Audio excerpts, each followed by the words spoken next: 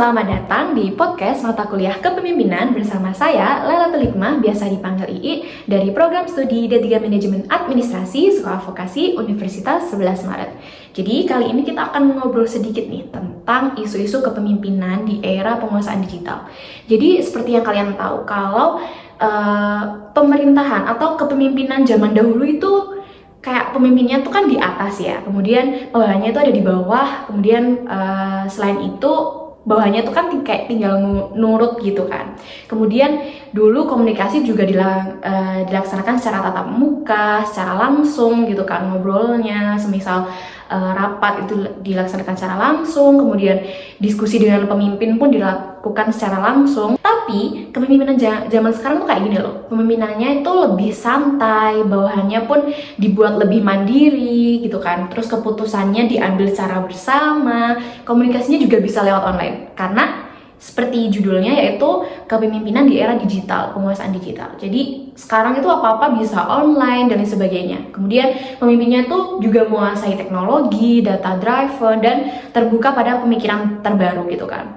Kepercayaannya dalam tim pun bisa terbangun dari transparansi dan komunikasi multi arah. Nah, kemudian apa sih yang dibutuhkan oleh pemimpin digital?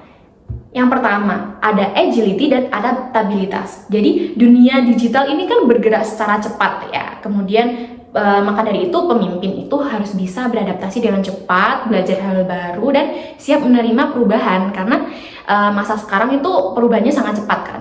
Kemudian yang kedua, visi inovatif. Jadi pemimpin digital di sini tuh harus punya visi yang unik. Jangan yang itu aja. Jadi harus bisa melihat peluang dalam disrupsi dan berani memimpin ke masa depan, seperti itu. Kemudian yang ketiga, ada kecerdasan emosional digital. Jadi membangun hubungan dalam ranah online menuntut empati, kemudian keterampilan komunikasi digital yang efektif, dan kemampuan membaca emosi di balik layar. Yang keempat, itu ada kemampuan menghadirkan inspirasi. Jadi pemimpin itu tidak hanya memberi perintah seperti zaman dahulu gitu kan. Zaman sekarang, zaman era digital itu harus juga pemimpin itu harus bisa menginspirasi bawahannya, menginspirasi timnya gitu kan. Bisa mengambil resiko dan bekerja sama mencapai tujuan bersama dari organisasi yang dinaungi, seperti itu. Kemudian kepemimpinan digital itu nggak selalu mulus kan. Emang sih kelebihannya tuh banyak karena sekarang kita apa-apa digital secara online dan sebagainya. Tapi meskipun kelebihannya tuh banyak, tetap ada kekurangannya guys. Jadi ada beberapa tantangan nih. Yang pertama ada kesenjangan digital, terus resistensi terhadap perubahan, kemudian dan ada itu banjir informasi yang bisa melumpuhkan. Maksudnya tuh gimana sih? Yang pertama tadi kan ada kesenjangan digital. Nah, kondisi di mana ada perbedaan dalam akses dan keterampilan penggunaan teknologi antar individu, kelompok, atau wilayah. Kemudian, kesenjangan digital ini dapat menjadi tantangan bagi pemimpin digital karena dapat menyebabkan perbedaan dalam produktivitas, kreativitas, dan inovasi. Kemudian tadi ada resistensi terhadap perubahan. Jadi, perubahan itu adalah hal yang konsisten di era digital kan. Semuanya tuh cepet banget berubahnya. Namun, tidak semua orang siap untuk menerima perubahan. Tapi kita harus siap. Meskipun semua orang ada beberapa orang yang tidak siap, tapi buat kalian yang melihat atau mendengarkan podcastku harusnya mulai mencoba ya, berusaha untuk mengikuti perubahan gitu dan menerima gitu kan. Resistensi ini terhadap perubahan itu dapat menjadi tantangan bagi para pemimpin digital karena dapat menghambat kemajuan organisasi. Mungkin ada beberapa organisasi yang tidak mau menerima perubahan digital ya, tapi kalau bisa ya, orang-orang yang buat kalian yang mendengarkan podcast aku, harusnya kita bisa ambil kok nilai baiknya dari perubahan era digital ini. Karena nggak semuanya itu buruk kok guys di era digital. Ada yang baik. Yang penting kita tuh bisa memilah mana yang baik dan mana yang buruk, itu sih. Kemudian yang terakhir tadi kan ada banjir informasi. Apa sih banjir informasi? Nah, era digital itu kan semakin banyak dan semakin cepat kalau menyebarkan sebuah informasi. Bahkan kadang tuh orang-orang sampai tidak menyadari kalau itu bisa jadi berita hoax atau hoax. Nah, karena mereka tuh kadang cepet cepet banget terlalu percaya terhadap informasi-informasi yang beredar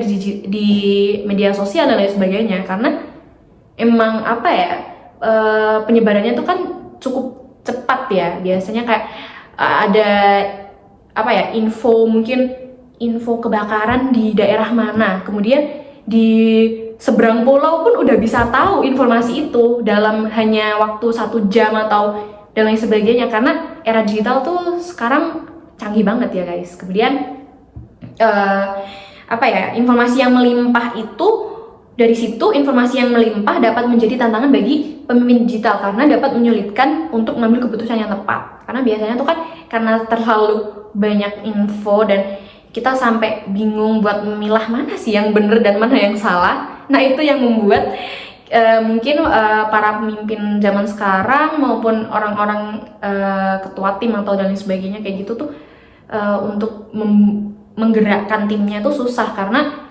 bingung ini yang bener mana ya gitu kan, info yang benernya kayak gitu. Dan gimana cara mengatasinya? Yang pertama, cara mengatasinya yaitu investasi dalam SDM, sumber daya manusianya. Jadi pemimpin itu harus sering-sering melatih timnya baik di bidang teknologi, data, dan soft skill relevan. Karena apa ya, zaman sekarang tuh kan semua serba digital. Jadi mau nggak mau, semua orang yang bekerja dalam suatu perusahaan itu harus bisa memahami bidang teknologi dan data, paling nggak dasarnya lah ya.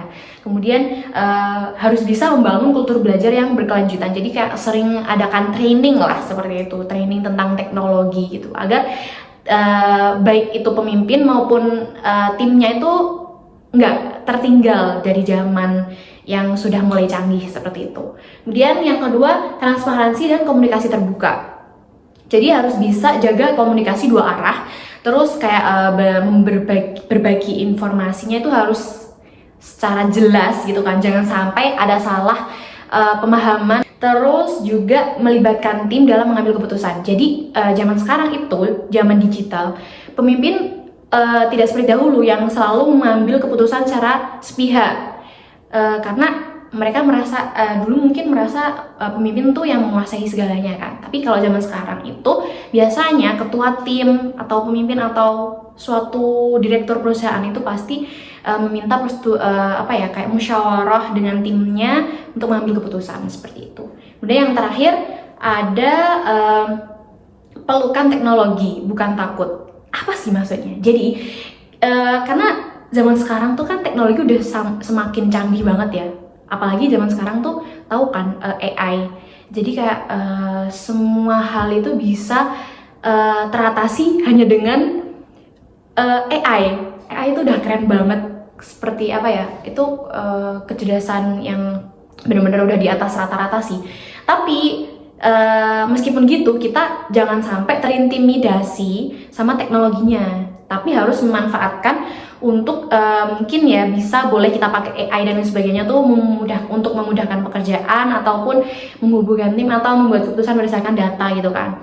Tapi kita jangan sampai kalah sama AI gitu kan. Jangan kayak semuanya apa-apa itu pakai AI dan lain sebagainya.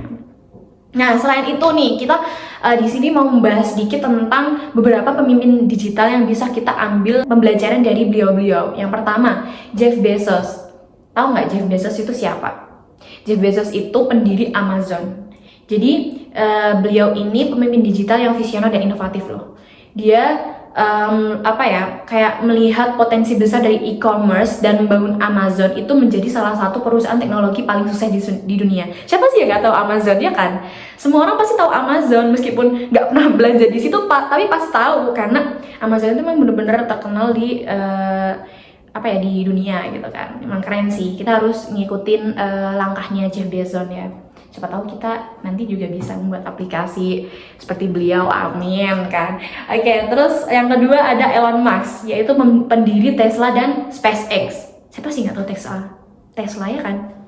Nah, beliau ini pemimpin digital yang berani mengambil risiko. Beliau tidak takut untuk berinovasi dan menerobos batas-batas teknologi.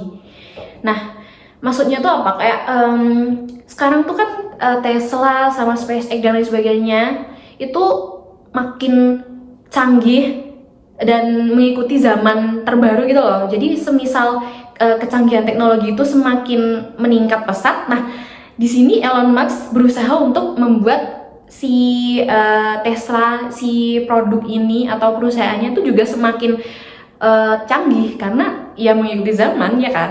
Kemudian yang terakhir ada Sandiaga Uno.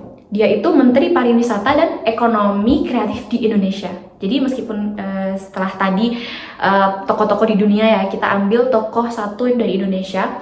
Beliau itu pemimpin digital yang memanfaatkan teknologi untuk meningkatkan daya saing ekonomi di Indonesia. Kalian kalau tidak tahu Sandiaga Uno, bisa cari di Google ya.